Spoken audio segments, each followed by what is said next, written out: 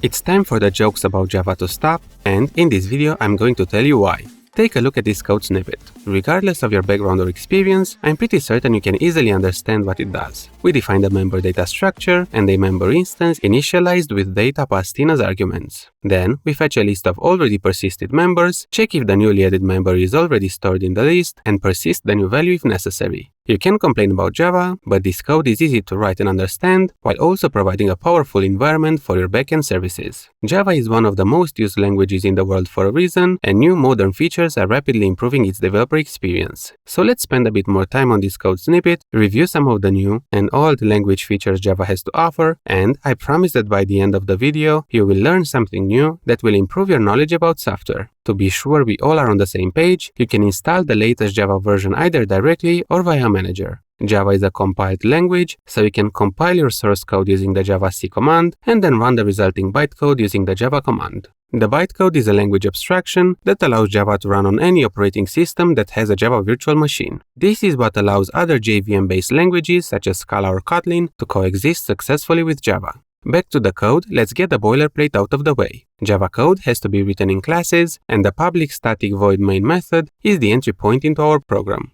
I agree, this doesn't look good compared to some alternatives, but this single line here is a good introduction into some of Java's core features. Don't worry, in more recent versions you can refactor this into something way more simpler, but I digress. Back to our main method, public is an access modifier, allowing this method to be called from anywhere in the codebase. The static modifier associates the method to the containing class instead of an instance. In other words, you can call a static method directly on the client name instead of having to create an instance of that class. Finally, void just tells the compiler that the main method will return nothing. Classes were the main Java solution for organizing data for a long while. However, they rely on a lot of boilerplate code, so I'm using a record here instead. This one gives us immutability by default and hides away all the constructors, getters, setters, and other internal methods we were forced to write in the past. Records come with a canonical constructor. I know, Java loves this kind of naming, but I added a custom constructor here as well, so that we can initialize objects easier. Next, we are fetching a list of existing members from a CSV file. The file path is stored in a constant field associated with the class via the static modifier.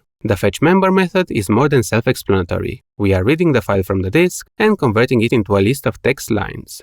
This list then becomes the source of a stream, which is an abstract layer allowing us to perform operations like splitting the text lines into string values and then passing those values to the member constructor. Finally, we are collecting the results of these operations into a new list. A couple of things to note here. First, this is all part of the Java standard library, so the platform comes packed with streams, files, and a lot of other stuff. Second, when working with the outside world, things can easily go wrong.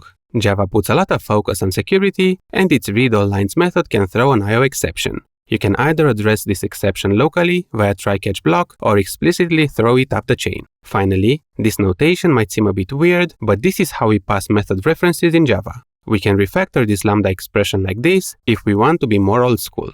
Once we have the member list, we can use the same stream approach to check if the newly added email is already present in the list. The findAny method will return an optional object, a container which may or may not contain a non-null value. This is Java's solution to work around the many issues that can arise from interacting with null references directly. Finally, our member list is mutable, so we can simply add the new record and then persist the list to the CSV file. While this might not look like much for some of you guys, I know it is mind-blowing for long-time Java devs. There is a lot of knowledge and power hidden away in these lines, so let me know in the comments if you are interested in exploring similar codebases again while looking at some other cool features like sealed interfaces, pattern matching, or multi-threading. If you found this video useful, you'll probably like some of the other videos on my channel. Please like, subscribe, and until next time, thank you for watching.